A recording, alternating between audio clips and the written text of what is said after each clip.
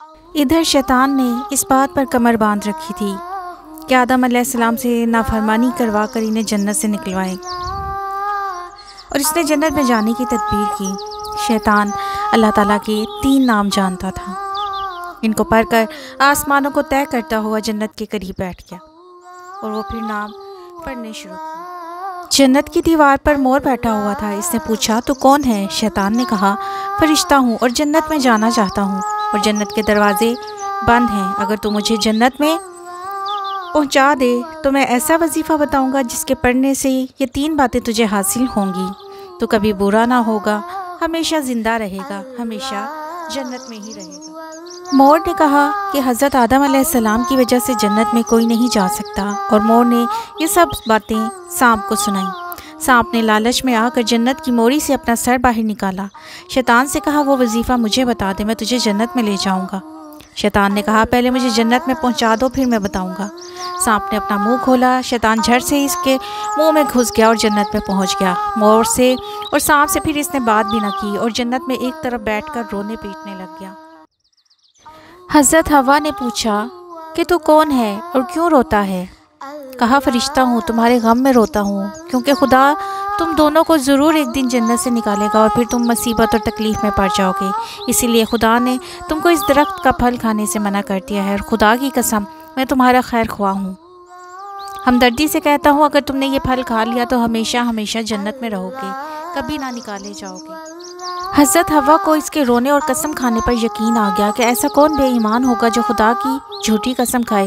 مکر کا رونا، جھوٹ بولنا، دھوکہ دینا، جھوٹی قسم کھانا، وعدہ خلافی کرنا، کینہ کھپٹ رکھنا، یعنی جب موقع ملے گا بدلہ لوں گا، اور دوسروں کو اجارنا، اللہ تعالیٰ سے نہ ڈرنا اور حکم نہ ماننا، ہٹ دھرمی اور ضد کرنا، یہ سب گناہ سب سے پہلے شیطان نے ہی کیے۔ حضرت حوا شیطان کے مکر و فریب میں آ گئیں اور درخت سے 3 پھل توڑے، ایک آپ کھا لیا اور 2 حضرت آدم علیہ السلام کے پاس لائیں اور کہا کہ ایک پھل میں نے کھا لیا اور یہ 2 آپ کھا لیں۔ آپ نے فرمایا کہ اللہ تعالیٰ نے اس کے کھانے سے منع فرمایا ہے۔ کہا یہ فرشتہ خدا کی قسم کھاتا ہے اور ہمارے غم میں روتا ہے، اس سے زیادہ غم خوار کون ہوگا؟ اگر آپ نہ کھائیں گے تو اس فرشتے کے کہنے کے موافق آپ جنت میں نہیں رہیں گے، اور میں جنت میں آپ کے بغیر کیسے رہوں گی؟ انہی باتوں میں حضرت آدم علیہ السلام بھی بھول گئے اور پھل کو منہ میں ڈالا ہی تھا کہ حلق سے نیچے بھی نہیں اترا تھا کہ اللہ تعالیٰ کا غضب آ گیا اور جنت کے کپڑے اتار کر دونوں کو ننگا کر دیا۔ بدن کو چھپانے کے لیے جس درخت کے پاس پتے لینے جاتے وہ درخت اونچا ہو جاتا، اور جنت کی تمام چیزوں کی طرف سے کہا جاتا کہ ہم سے دور ہو جاؤ، تم اللہ تعالیٰ کی نافرمانی کر کے مجرم ہو گئے ہو۔ آپ خوف اور شرم و حیا کی وجہ سے بے چین ہو گئے۔ حضرت جبرائیل علیہ السلام نے کہا اے آدم علیہ السلام، تم اللہ تعالیٰ سے معافی مانگو۔ آپ نے یہ دعا مانگی، اے ہمارے رب، ہم نے اپنی جانوں پر ظلم کیا، ہم معافی چاہتے ہیں۔ اگر آپ نے ہم کو معاف نہ کیا اور رحم نہ فرمایا تو ہم ٹوٹا پانے والوں میں سے ہو جائیں گے۔ حکم ہوا اے آدم علیہ السلام، ہم نے تم کو منع کیا تھا کہ اس درخت کا پھل نہ کھانا، اور یہ بھی بتایا تھا کہ شیطان تمہارا کھلا دشمن ہے، اس کے دھوکے میں نہ آنا۔ اب اس کی نافرمانی کی سزا یہ ہے کہ تم دونوں جنت سے نکلو اور دنیا میں جاؤ۔ اور حضرت جبرائیل علیہ السلام کو حکم ہوا کہ آدم علیہ السلام اور حوا کو سانپ، مور اور شیطان نافرمان کو جنت سے نکال کر دنیا میں ڈال دو۔ حضرت جبرائیل علیہ السلام نے اسی وقت سب کو جنت سے نکالا۔ حضرت آدم علیہ السلام کو سرندیپ جو ہندوستان میں ایک جزیرہ تھا ڈالا، حضرت حوا کو خراسان میں، اور مور کو سیستان میں، اور سانپ کو اصفہان میں، اور شیطان کو ایک بڑے خوفناک پہاڑ میں ڈالا۔ سانپ بہت خوبصورت تھا، شیطان ظالم کی مدد کرنے اور لالچ کرنے سے بدصورت ہو گیا اور پیٹ کے بل چلنا اور خاک چھانتا پھرتا ہے۔ مور کی صورت ہی بدل گئی اور وہ اپنے پاؤں دیکھ کر روتا ہے۔ شیطان دشمن انسان کو یہ سزا ملی کہ لعنت کا توق گلے میں پڑا، اور آخرت میں اس کو اور جو لوگ اس کی تابعداری کریں گے سب کو دوزخ کی آگ میں جھونک دیا جائے گا۔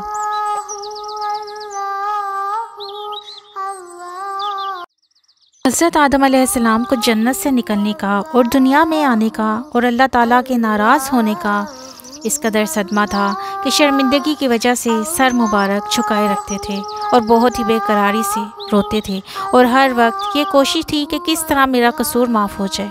لکھا ہے کہ حضرت آدم علیہ السلام اور حضرت حوا 300 برس ایسا روئے کہ آنسوؤں سے نہریں بہہ گئیں۔ تمام چرند پرند وہ پانی پی کر کہتے تھے کہ سبحان اللہ، کیا عمدہ اور میٹھا پانی ہے۔ آپ اس وقت بہت شرمندہ ہوتے اور کہتے کہ ہائے افسوس، میرے قصور پر جانور بھی ہنستے ہیں۔ اللہ تعالیٰ کی طرف سے جواب ملتا اے آدم علیہ السلام، یہ جانور سچ کہتے ہیں، جو بندہ نافرمانی کر کے ہمارے خوف سے ڈرتا ہے اور شرمندہ ہو کر روتا ہے تو ہمارے نزدیک اس کے آنسو شہد سے بھی زیادہ میٹھے ہوتے ہیں۔ محسن اعظم حضور اکرم صلی اللہ علیہ وآلہ وسلم فرماتے ہیں کہ 3 قسم کی آنکھیں ایسی ہیں جن کو اللہ تعالیٰ دوزخ میں نہیں ڈالے گا۔ وہ آنکھیں جو اللہ تعالیٰ کے خوف اور شرمندگی سے روئی ہوں گی، وہ آنکھیں جو گناہوں کی چیزوں کو نہ دیکھیں، وہ آنکھیں جو فرض نمازوں کے علاوہ نیند چھوڑ کر تہجد کی نماز میں جاگی ہوں گی۔ لکھا ہے کہ حضرت حوا علیہ السلام بھی اتنا روئیں کہ ان کے آنسوؤں سے مہندی اور سرما پیدا ہوا، اور جو قطرے آنسوؤں کے سمندر میں گرے ان سے موتی بنے۔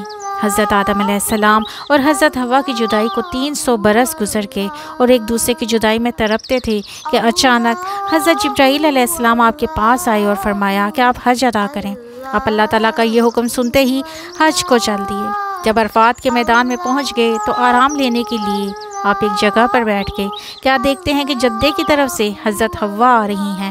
آپ محبت کے جوش میں کھڑے ہو گئے اور دوڑ کر ان کو لپٹ گئے اور دونوں روتے روتے بے ہوش ہو کر زمین پر گر پڑے۔ یہ حال دیکھ کر فرشتے بھی رو پڑے۔ اس وقت اللہ تعالیٰ کی رحمت کا دریا جوش میں آیا اور اللہ تعالیٰ کی قدرت سے حضرت آدم علیہ السلام کی نظر آسمان کی طرف گئی تو کیا دیکھتے ہیں کہ عرش اعظم پر کلمہ طیبہ لا الہ الا اللہ محمد الرسول اللہ لکھا ہوا ہے۔ پھر آپ نے یہ دعا مانگی، اے میرے رب، تیرے نام کے ساتھ جو یہ نام لکھا ہوا ہے اس کے طفیل سے میرا قصور معاف کر اور ہم کو بخش دے۔ حضرت جبرائیل علیہ السلام اسی وقت اللہ تعالیٰ کا سلام لائے اور کہا کہ اللہ تعالیٰ فرماتا ہے، اے آدم علیہ السلام، اگر تم جنت میں ہی محمد صلی اللہ علیہ وآلہ وسلم کے طفیل سے دعا مانگتے تو ہم تم کو دنیا میں نہ بھیجتے اور تمہارا قصور معاف کر دیتے۔ اب ہم تم سے خوش ہیں اور تمہارا قصور معاف کیا اور تمہاری توبہ قبول کی اور تمہارا مرتبہ پہلے سے زیادہ بلند کیا۔